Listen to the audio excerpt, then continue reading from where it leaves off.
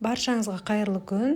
Бүгін сіздермен 2025-те хит болған Instagram, TikTok, YouTube желілерінде көптеген просмотр жинап, өте көп қаралымға ие болған осы Орео қосылған сметанник пирогының рецептімен бөліскім келіп отыр.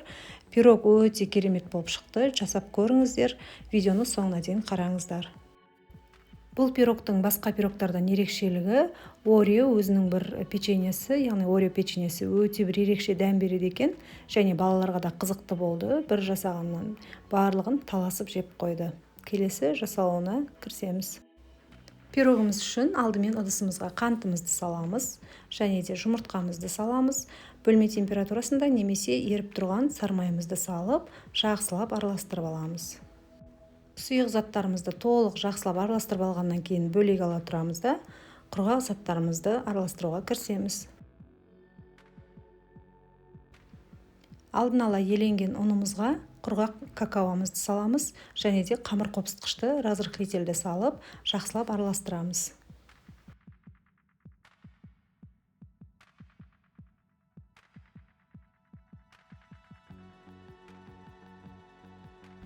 Екі массамыз толық араласып дайын болғаннан кейін, осылай құрғақ заттарымызды жұмыртқалы массаның үстіне салып, жақсылап қамыр илейміз.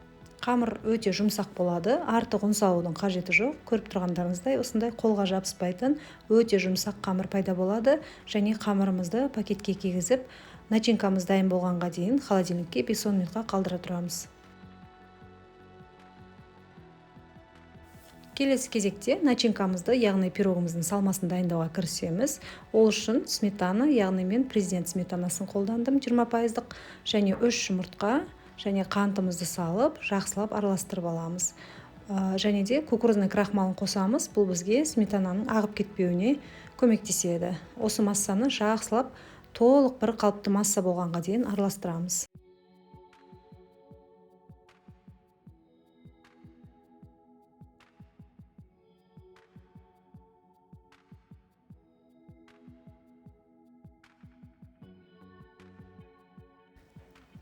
Біздің массамыз дайын болды. Енді осы массаның үстіне Орео печеньелерін осылай қолмен үгітіп саламыз. Қалауыңыз бойынша салсаңыз болады. Мен 4 штугын қостым.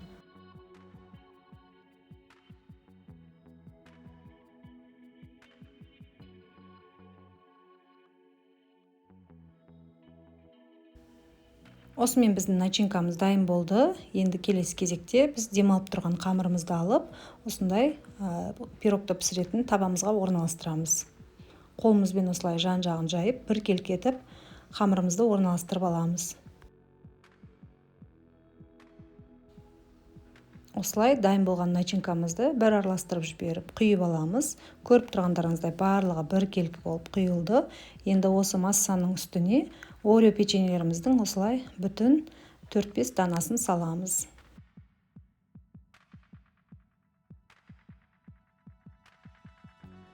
Біздің пирогымыз дайын. Енді бұны 180 градуста 30-35 минутта пісіріп аламыз. Пісіру барысы енді өзіңіздің пешіңізге байланысты болады.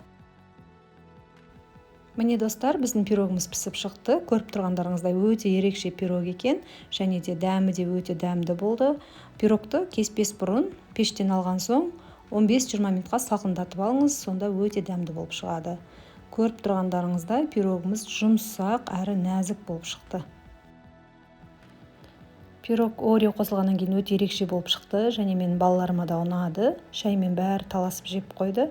Жасап көріңіздер, заказға қоссаңыздар да болады. Және де менің каналымда бұдан да басқа рецепттер бар. Жазылып, тегін лайкты басып, комментарий қалдырып кетіңіздер. Сіздермен болған Гүлназ ас болсын.